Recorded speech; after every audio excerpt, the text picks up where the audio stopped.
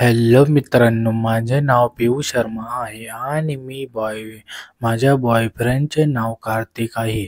मित्रांनो, माझ्या फिगरचे साईज 40-32-36 आहे आणि माझा रंग एकदम गोरा आहे.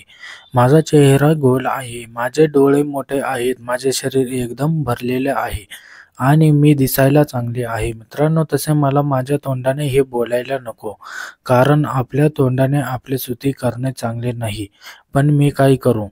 हे सांगणं तुम्हाला पहिल्यांदा गरजेचं आहे. कारण जबलपूरचे 90% मुले माझ्यावर मरतात आणि मला लाईन मारत राहतात. माझे बॉयफ्रेंडच्या लग्नाची साईज 8 इंच लांब आणि 2 इंच जाड आहे. मित्रांनो, माझा बॉयफ्रेंड दिसायला खूप सुंदर आहे आणि तो जवळजवळ पण चांगली करतो आणि तो ज्या मुलीला ठोकतो ती मुलगी एकदम संतुष्ट होते.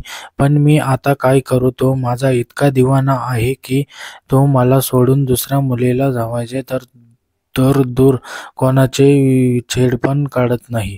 पण हो, माझ्या आधीची एक गर्लफ्रेंड होती आणि मी तिला तो खूप वेळा ठोकत होता आणि त्याने मला सगळे सांगितले होते की त्याने त्याच्या गर्लफ्रेंडला जाऊन तिला च्या नंदाची गुलाम बनवून टाकले होते आणि जे काही म्हणेल ते काही नकार न देता करीत होती.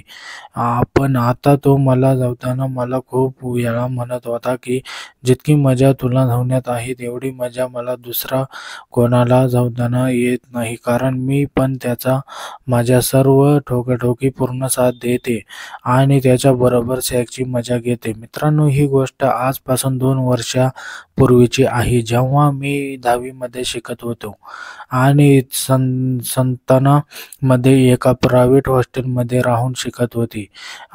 मित्रांनो, माझा बॉयफ्रेंड माझ्यापेक्षा 2 वर्ष मोठा आहे आणि मी जबलपूरमध्ये राहतो. मी तिला जेव्हा हॉस्टेलमध्ये राहत होतो तेव्हा ते ठिकाणी एकदम नवीन होते आणि मी पहिल्या वेळी माझ्या घरापासून दूर आणि लोकांपासून दूर राहू लागले होते. मी तिथे खूप दिवस स्वतः एकटे वाटत होते आणि मग काही दिवसांनी मला तिथे मन लागू लागले. मी एकदम साधी सरळ मुलगी होती होती. मला कोणी बॉयफ्रेंड नव्हता. मी तिथे राहू लागल्यावर काही मुले माझी छेड काढू लागले आणि कार्तिक पण त्या मुलांचा मित्र होता आणि त्याच्या मित्रांना असे करायला सरळ नाही म्हणाले आणि मला त्याचा स्वभाव खूप चांगला वाटला आणि मग हळूहळू आमचे बोलणे सुरू झाले. मग त्याने एक दिवस माझा मूड चांगला आहे हे पाहून त्यानं मला प्रेम करतो हे असे सांगितले आणि मी पण त्याला मनापासून पसंत करू लागले होते आणि मग आम्ही पण जास्त विचार न करता हो म्हणून टाकले काही आणि आता मला तो खूप चांगला वाटू लागला. मग आम्ही पहिल्या वेळी भेटलो, पण जेव्हा आम्ही बाहेर भेटलो तेव्हा त्याने मला या हातावर पहिली किस केली. मग आम्ही दोघे आमच्या भेटीमध्ये अजिबात संतुष्ट झाला नाही. आता पुढच्या वेळी आम्ही निर्णय घेतला की या वेळी आम्ही किस नाही करायचे आणि तो यावेळी त्या एका मित्राला कारमध्ये बरोबर घेऊन आला होता. त्याचा मित्र कार चालवत होता आणि आम्ही दोघे मागे बसलो होतो. आणि मग आम्ही माझ्या स्टॉलवर एक कापड बनवून मध्ये एक बांधून टाकला होता, जेणेकरून त्याचा मित्र आम्हाला पाहू शकणार नाही. मग त्याने मला किस करायला सुरुवात केली. सर्वात आधी त्याने मला गालावर, गळ्यावर आणि हळूहळू त्याने त्याचे माझ्या होठ लावले आणि मग आमचे केस सुरू झाले आणि आम्ही काही वेळ मस्त मजा मारत केस करत राहिलो आणि त्याचा मित्र बिचारा पुढे पाहू कार चालवत होता. त्याला आमचे केस पाहायची खूप इच्छा होत असेल, पण त्यासाठी त्याने पाहणे शक्य नव्हते.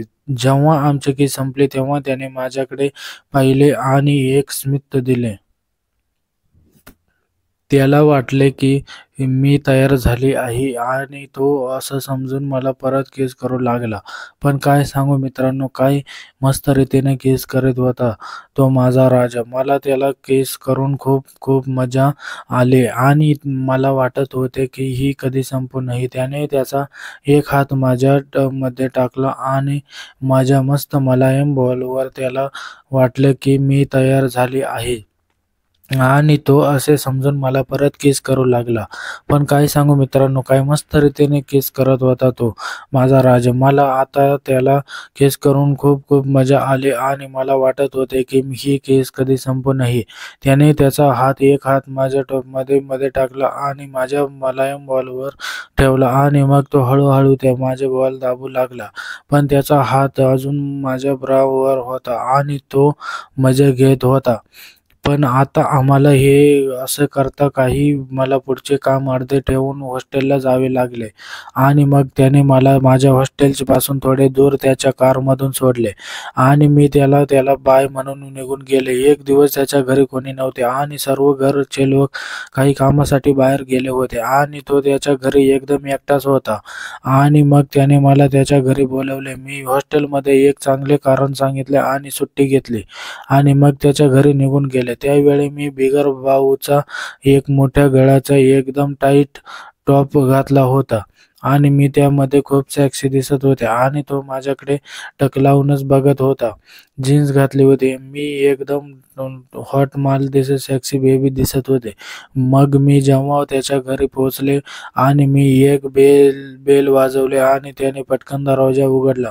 मग मी जेव्हा त्याच्या घरी पोहोचले आणि मी एक वेळा त्याला बेल वाजवली आणि त्याने पटकन दरवाजा उघडला आणि जणू तो माझी वाट पाहत होता की त्याला शरीराचा वास आला होता की काय. त्याने पटकन दरवाजा उघडला आणि मला आत घेतलं. आणि मित्रांनो, कशी वाटली स्टोरी कमेंटमध्ये नक्की सांगा. जे नवीन असतील या चॅनलवरती त्यांनी चॅनेलला सबस्क्राईब करून घ्या, जेणेकरून आपल्याला असेच नवीन नवीन स्टोरी आपल्यापर्यंत पोहोचेल.